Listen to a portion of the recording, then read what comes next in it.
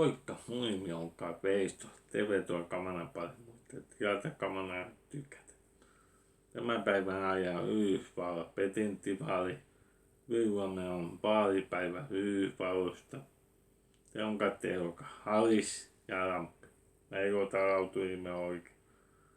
Mutta mennään takaisin haille pari. Otetaan Harris on varapetentti. On pyrkii demokraattinen puolue petentti elokuuta vuonna 2020 petenttivaali, mutta joutui tämän keskeyttämään. Tiedätkö sitä, Harris on pitkään puolustanut vammaisten oikeutta. Jos mennään Harris ja talouspolitiikka, on tämmöinen käsitys hyvin paljon sama kuin toimenpainarija.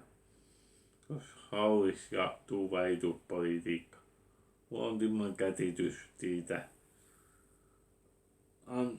Pitää Yhdysvaltaa torateenena ja Ukrainasta jäisi yhdysvaltalaisia totiaita.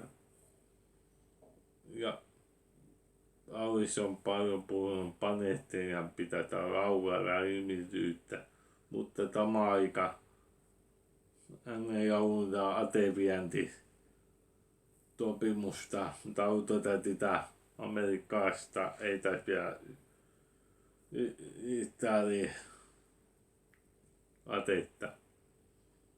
Otetaan Trumpia käsittelyyn. Kukaan ei tiedä.